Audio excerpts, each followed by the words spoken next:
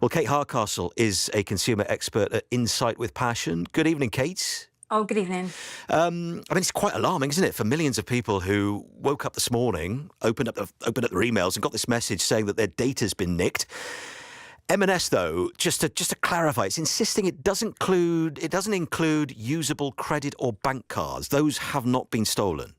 That's right. In the email that came out from their operations director, Jane Wall, this morning, there was bold text written around the idea of the 2 points that they very much wanted customers to focus on, that no evidence has been shown that the data has been shared in any way.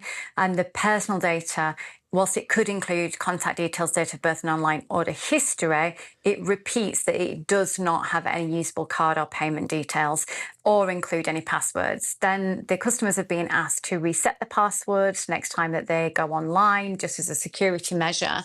But I think this actually sits at a quite unique position.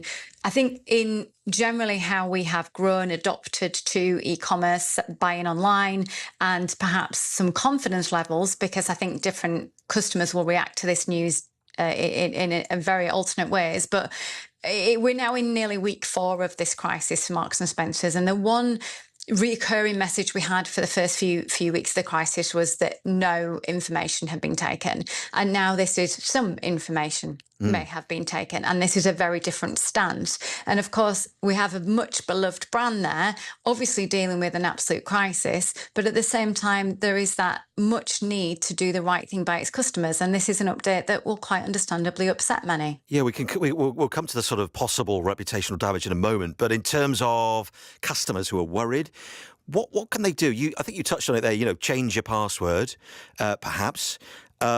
But the fear that you're going to get scammers phoning you, that's what they're saying, isn't it? You could get people now phoning you up, texting you, calling you. One of the biggest risks out of these scenarios is because it has to be made so public and there has to be full visibility on it.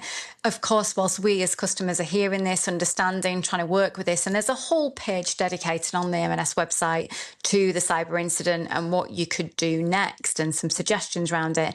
What, again, they repeatedly say is, we are not going to contact you for any information.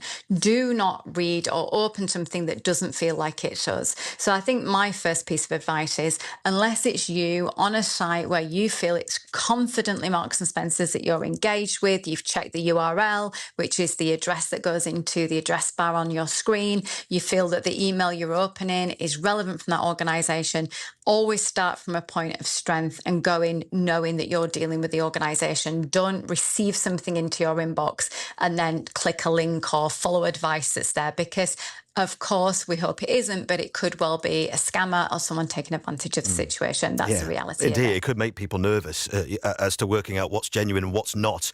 In terms of M&S then and its reputation, how damaging do you think this could be? Because online sales are clearly really important to them, as they are to many companies. And this is the sort of time of year where a lot of people will probably be doing clothes shopping, isn't it? You're very right. If you look at last year's figures, and bear in mind M&S were a company that were on a big growth spurt, they've been evolving the brand, turning it round, turning the fortunes round, particularly of clothing and home.